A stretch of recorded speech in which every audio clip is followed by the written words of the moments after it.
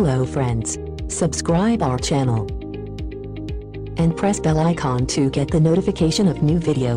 Thank you. Join our WhatsApp group to get daily latest updates. It's totally free. And all the best for this test.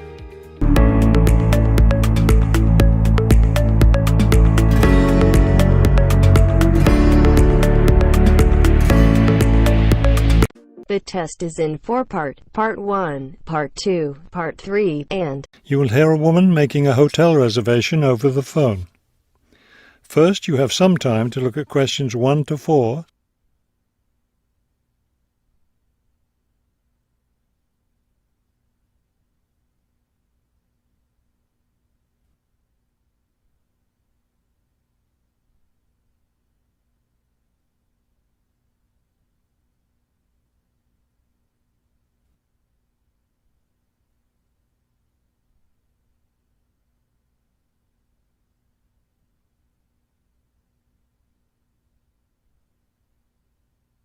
Good afternoon, Grandview Hotel. Yes, hello. I'm planning to spend a few days in your city next week, and I'd like to, make a reservation. Of course. When did you want to stay here? Next week, Wednesday night and Thursday night. So that's February 13th and 14th. Yes, that's right. And how many guests will there be? Just me. So, do you have a room available? Yes, we do. I'll just need to take some of your information. May I have your name, please? Oh, right, yes. It's Roxanne Wilson. W-I-L-S-O-N. Thank you, Miss Wilson. And may I have your credit card number? It's 233-618-9872. 9872. Got it. All right, Miss Wilson. I have your reservation confirmed. Can I help you with anything else? Before you hear the rest of the conversation, you have some time to look at questions 5 to 10.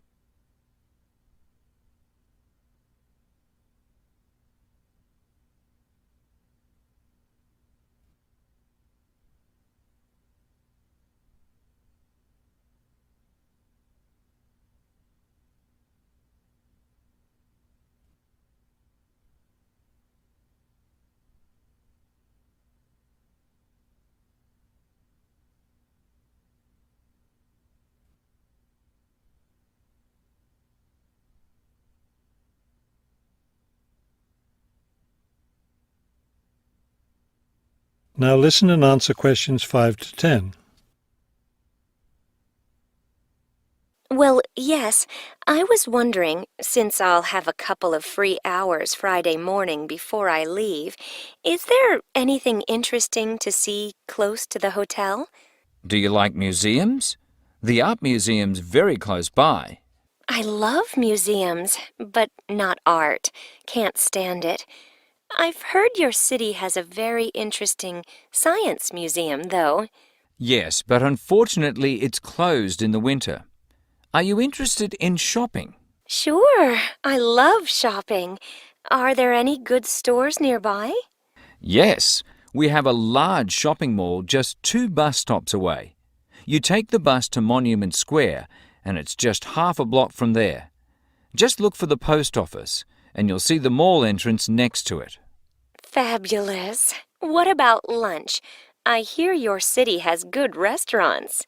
Yes, there's a nice restaurant very near. It's just across the street from the park. Sounds good. I can have lunch, then walk in the park afterwards. I have one more question. What's the best way to get to the hotel from the airport? Subway is the fastest, of course. There are buses, but they're quite slow. I'll be arriving quite late, after 10 p.m. I thought I might have to take a taxi. The subway runs until midnight. Oh, good. Then I'll do that. Will there be someone at the hotel front desk that late? Oh, yes. The front desk stays open until 2. You now have half a minute to check your answers.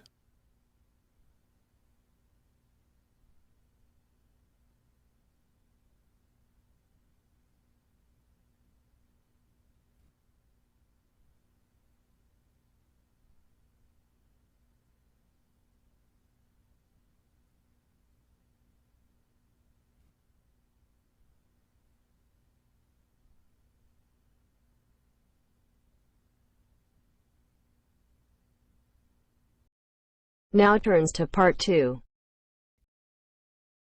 You will hear a tour leader giving information about a bus tour. First, you have some time to look at questions 11 to 15.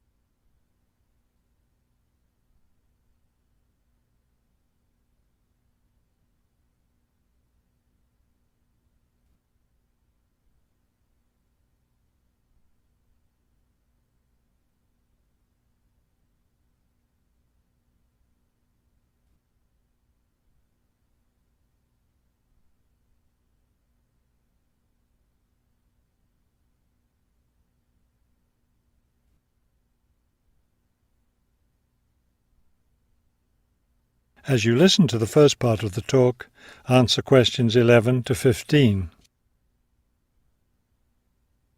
Thank you for choosing City Tours. The reason so many people choose our tours when visiting this city is because you can design your tour to suit your own interests. Your all-day pass entitles you to board our bus at any stop and stay as long as you like at each place. The all-day bus pass costs $18 for adults. Children between the ages of 5 and 12 pay half the adult fare, and children under 5 ride for free. Our buses run every hour on the half hour, starting at 8:30 a.m. Our most popular tour is the Centre City Tour, which goes to all the major attractions in the centre of the city. From the starting point here at the tour bus office, the bus goes to the first stop, Hill Park. As you may guess, this park is located at the top of a small hill. The next stop is the fishing docks. Following that, the bus goes on to the third stop, Bay Bridge, located at the foot of the bridge which crosses the bay. The fourth stop is in the shopping district. Then the fifth and last stop is at Green Street. Before you hear the rest of the talk, you have some time to look at questions 16 to 20.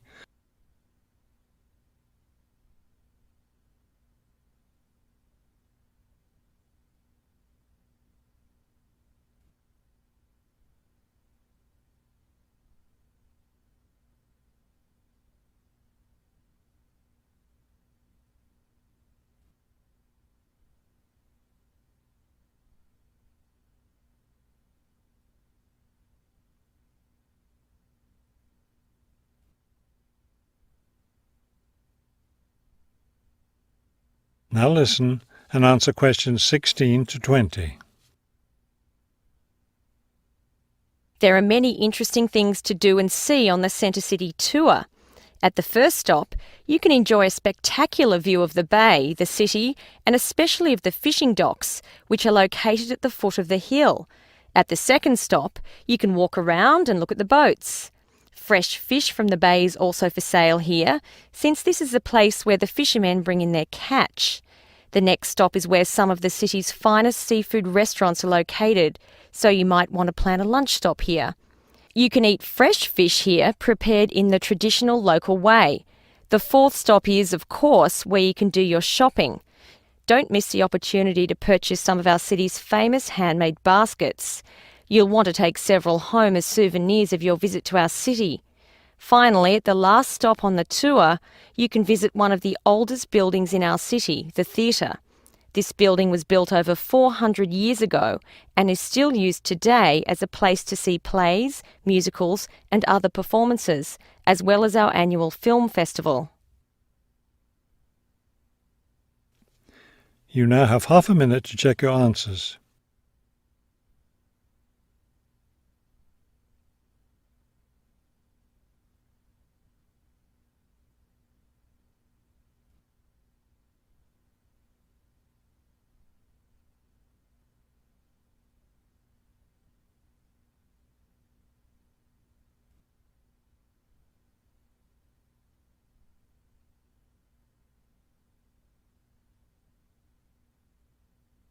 Now turns to Part 3. You will hear a conversation between two students planning a research project. First, you have some time to look at questions 21 to 23.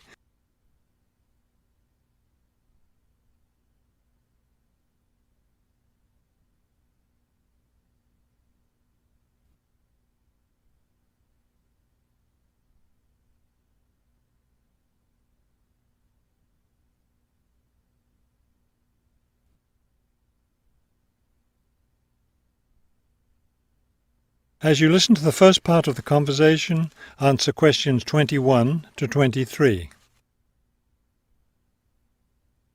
We'd better start planning our research project because we don't have much time left before it's due. I know, only 3 more weeks. Is that all? I thought we had more time than that. Well, let's get to work then. Okay, so we agreed we're going to interview shoppers about their spending habits. Did we decide to conduct our interviews at the department store? We haven't decided anything definitely yet, but I think the shopping mall would be a better place. We'd get more of a variety of shoppers there. Yes, that's a good point.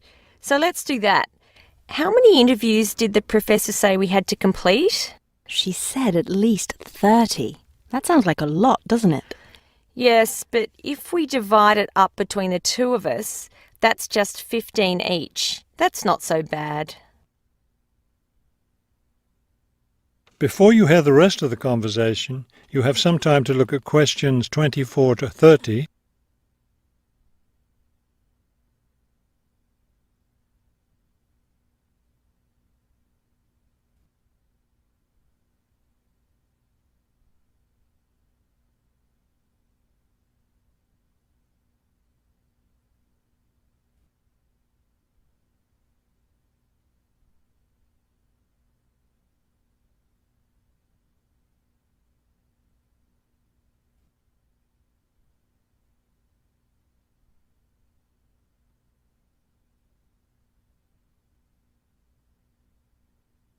Now listen and answer questions 24 to 30.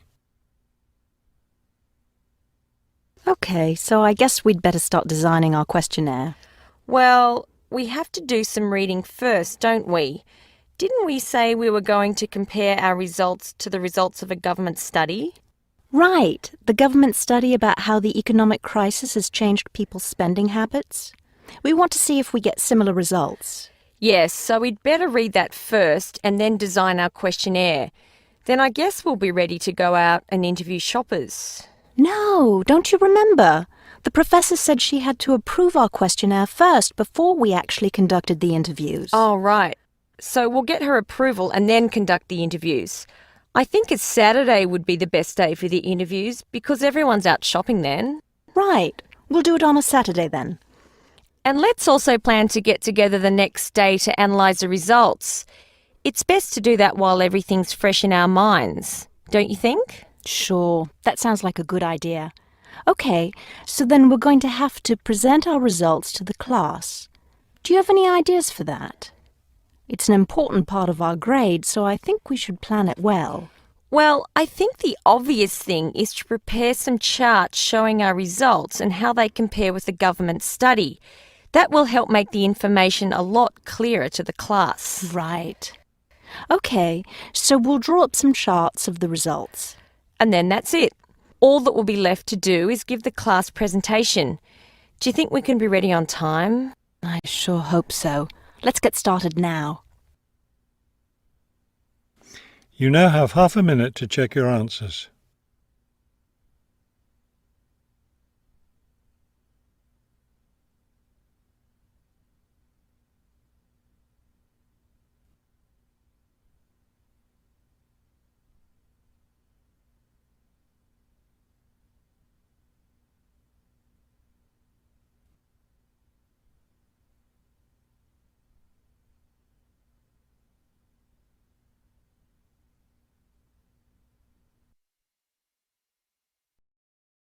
Now turns to part 4. You will hear a professor give a lecture on Louisa May Alcott. First, you have some time to look at the questions 31 to 40.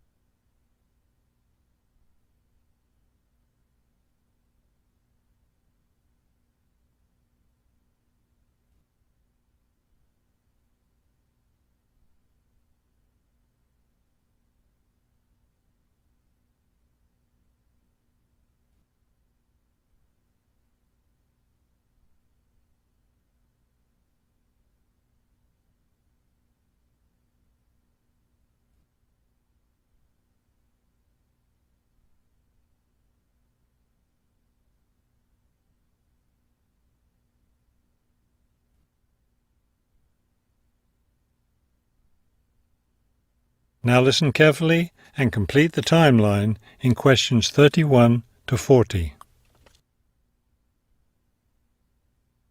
Good afternoon. Today I'd like to continue our discussion of the lives of prominent American writers by talking about Louisa May Alcott, one of the best-known 19th century writers. Alcott is known for her moralistic girls' novels, but she was a much more serious individual than those novels might lead one to believe. She was born in 1832, the daughter of Bronson Alcott, who was one of the founders of the Transcendentalist movement.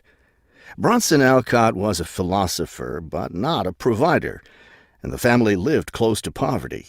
From an early age, Louisa was determined to find a way to improve her family's economic situation. As a teenager, she worked to support her family by taking on a variety of low-paying jobs, including teacher, seamstress, and household servant. Alcott also started writing when she was young. She wrote her first novel when she was just 17 years old, although it wasn't published until many years after her death. It was called The Inheritance. In 1861, the Civil War broke out. Alcott worked as a volunteer, sewing uniforms and bandages for soldiers. The following year, she enlisted as an Army nurse. She spent the war years in Washington, nursing wounded soldiers at a military hospital. While working at the hospital, she wrote many letters to her family at home in Massachusetts. After the war, she turned the letters into a book, which was published under the title Hospital Sketches. She also wrote numerous romantic stories, which she sold to magazines. Around this same time, she was offered the opportunity to travel to Europe as the companion to an invalid. When she returned home from Europe in 1866, she found her family still in financial difficulty and in need of money, so she went back to writing. Her big break came in 1868, with the publication of her first novel for girls, Little Women. The novel achieved instant success, and the public wanted more. From then on, Alcott supported herself and her family by writing novels for girls. It wasn't the writing she had dreamed of doing, but it earned her a good income. Alcott took care of her family for the rest of her life. In 1878, her youngest sister May got married. A year later, May died after giving birth to a daughter. Louisa Alcott raised her sister's orphaned child. In 1882, Bronson Alcott suffered a stroke. Soon after that, Louisa Alcott set up a house for him, her niece, her sister Anna, and Anna's 2 sons in Boston.